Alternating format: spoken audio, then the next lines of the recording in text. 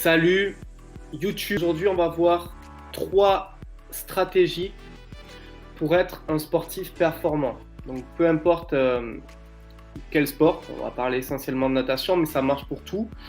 Et peu importe quel niveau. Si vous avez un niveau initiation ou avancé, peu importe, on va voir 3 stratégies pour être un sportif performant. Mettez un like.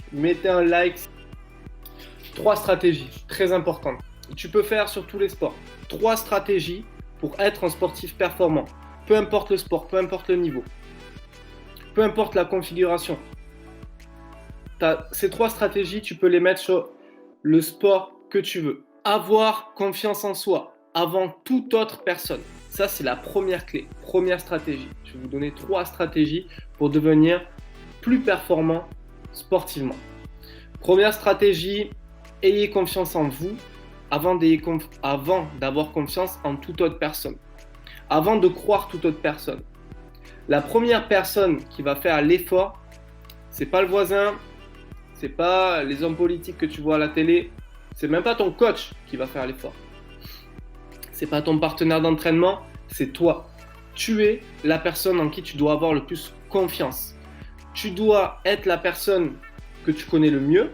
Tu dois connaître tes limites, être capable de les dépasser.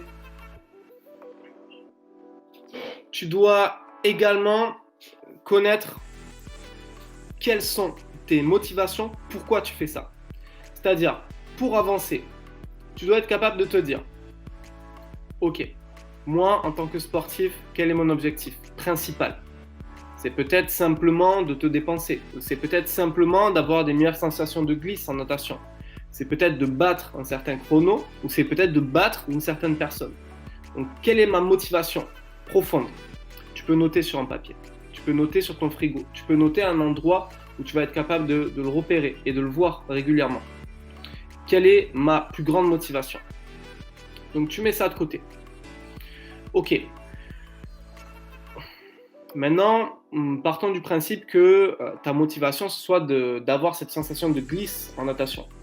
Donc là, maintenant, il faut toujours creuser, hein, tu vois, il faut toujours être capable de creuser. Si tu n'es pas capable de construire sur des bonnes fondations et capable de bien te connaître, tu ne peux pas aller bien loin. Donc, essaie de creuser ça.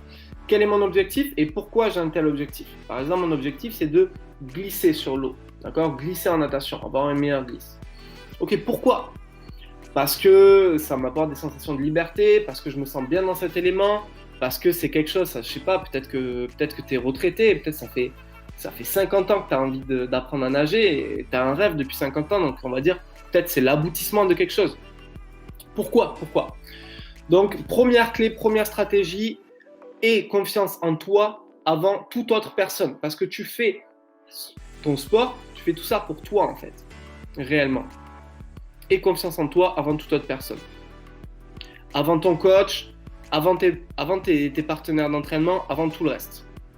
Et pose-toi cette question. Pourquoi je fais ça ? Déjà, ça va t'aider